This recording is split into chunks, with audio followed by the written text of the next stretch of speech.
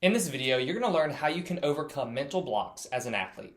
Hey there, I'm Eli Straw, mental performance coach and the founder of SuccessStartsWithin.com. Now, mental blocks, or also known as mental game challenges, are going to be ways of thinking that are holding you back from performing your best. Now, a way to know if you're really struggling with a mental block right now is if you're performing well in practices, but you're not really feeling like you're performing as well as you can be in games. If that's the case, then there's probably a mental block that's holding you back. It probably isn't your mechanics because you are performing well in practices, so you know that you have the mechanics right now. Now, there are a few mental blocks that are pretty common within athletics, and number one is going to be low self-confidence. If you're struggling with low confidence, so you doubt yourself a lot, then it's going to be very hard for you to perform your best during games.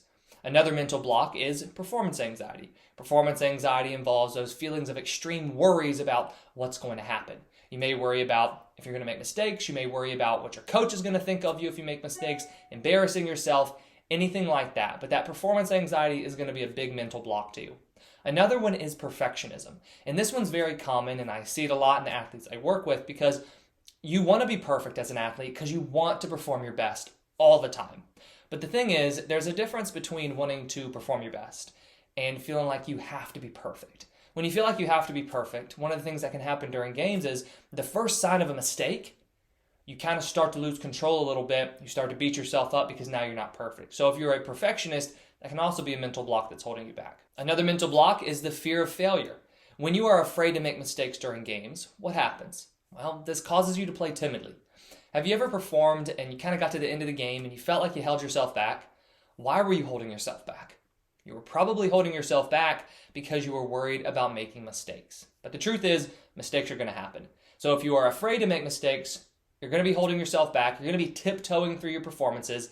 And a lot of times you might be playing a little bit timidly. Another mental block is poor focus. If you really struggle with focusing during games, so you start to think about, just all the different distractions that come your way, then it's going to be more difficult for you to center your attention on what you're doing and give that your full focus and a lot more effort that you need to be giving to what you're doing in that present moment. And then the last mental block is negative self-talk. If you have a lot of negative thoughts during a game, that's going to also hold you back. Because when you have negative thoughts, you're not going to be as confident.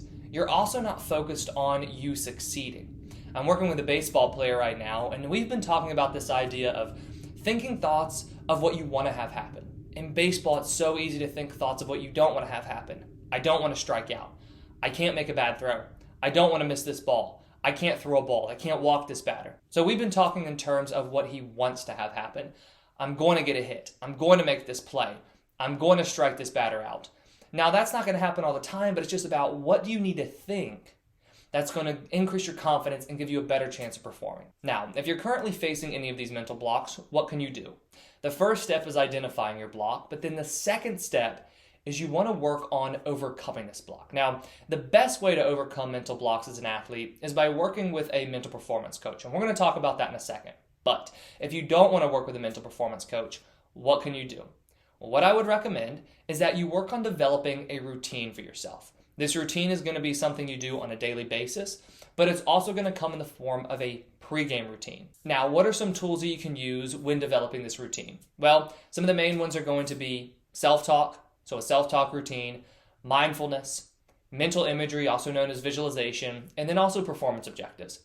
So in the description below, I've put links to a few different videos I've made on each of those tools, so you can go ahead and watch those videos, learn a little bit more about those tools, and then apply them into your routine. Now, why do I say a routine is important? A routine is important when it comes to overcoming mental blocks because right now this has become a pattern of thinking for you. So what you have to do is consistently work on overcoming this pattern of thinking, and it's very hard to do that on game day.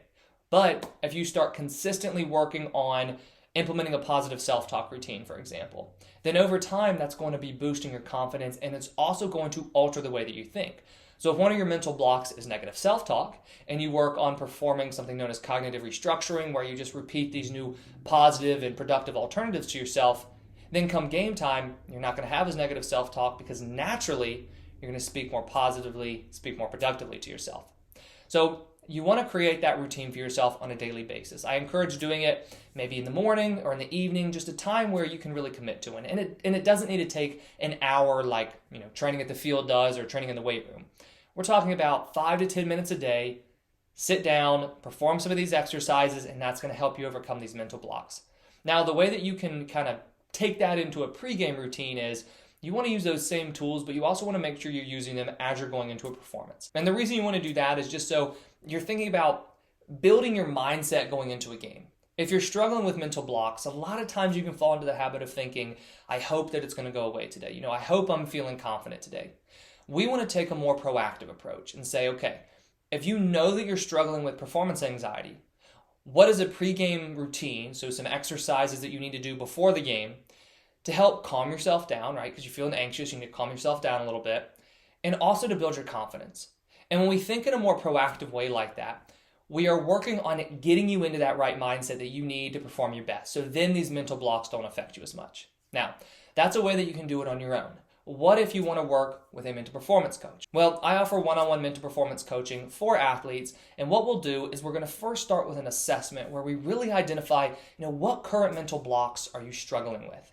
And then through weekly coaching sessions that are going to be an hour, we will work on overcoming those mental blocks, developing some more positive mental skills, and really working on developing this routine for you, both a daily routine and then also a pregame routine. So if you're interested in learning more about one-on-one mental performance coaching, go ahead and click the link that I put in the description below. I hope you enjoyed this video. If you did, please hit that like button and subscribe if you haven't already. I put out new videos each day on sports psychology and mental training. If you have any questions about mental blocks, or if you want me to make a video going into more depth on any of the mental blocks that I talked about in this video, please leave that in the comments below. Thank you for watching, and I wish you the best of success in all that you do.